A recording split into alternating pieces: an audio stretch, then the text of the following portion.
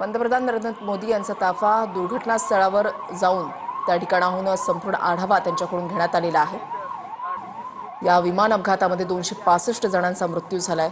241 हे विमानामध्ये प्रवासी आणि ज्या वसतिगृहावर हे विमान कोसळलं तिथले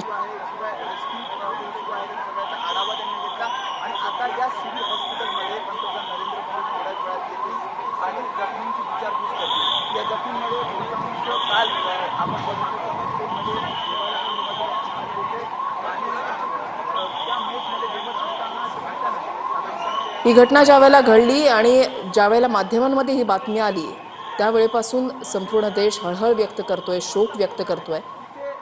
काही क्षणातच होत्याचं नव्हतं झालं।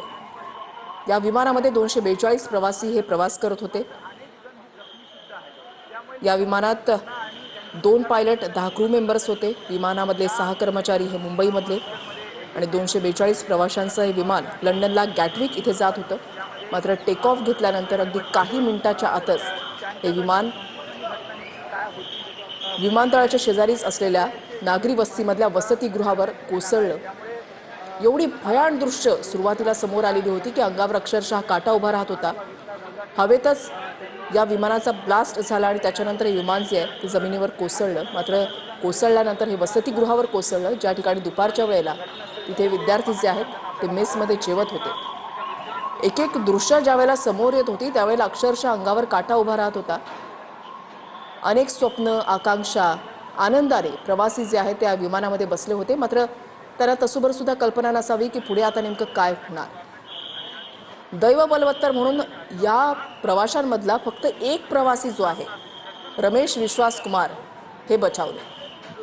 अक्षरशः म्हणजे एवढ्या मोठ्या दुर्घटनेमधून ज्यावेळेला हा प्रवासी बाहेर आला त्यावेळेला सगळ्यांनाच प्रश्न पडला की हा तर एक मोठा चमत्कार आहे आणि चमत्कारिकरित्या हा प्रवासी जो आहे तो चालतच या दुर्घटनास्थळावरून बाहेर पडलेला होता। या संपूर्ण दुर्घटनास्थळाचा आढावा घेण्यासाठी, माहिती घेण्यासाठी स्वतः पंतप्रधान नरेंद्र मोदी हे अहमदाबादमध्ये आलेले आहेत। दुर्घटनास्थळी ते आलेले आहेत। अधिकारी वर्ग त्या ठिकाणी होता। त्यांनी संपूर्ण माहिती त्यांच्याकडून जाणून घेतलेली आहे आणि आता रुग्णालयामध्ये जात जखमींची विचारपूस त्यांच्याकडून केली जाईल। नातेवाईक जे आहेत ते रुग्णालयामध्ये आलेले आहेत, त्यांची सांत्वनपर भेट मोदींकडून घेतली जाईल।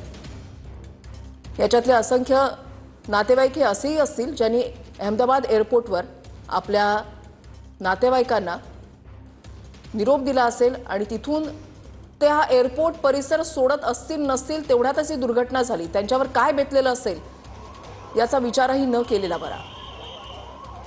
या विमान अपघातामध्ये 265 जणांचा मृत्यू झालाय, 241 प्रवाशांचा मृत्यू झालाय आणि या प्रवाशांमध्ये लहान मुलं होती, वृद्ध दाम्पत्य होती।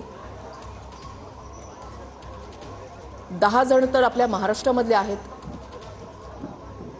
6 जण हे आपल्या मुंबईमधले आहेत।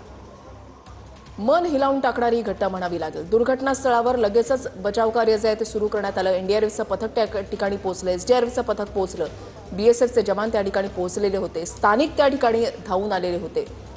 मात्र हा अपघात इतका मोठा होता, भीषण होता की अगदी काही मिनिटातच अक्षरशः हे विमान आहे की आणखीन काही असा प्रश्न पडावा अशी दृश्य त्या ठिकाणी पाहायला मिळत होती।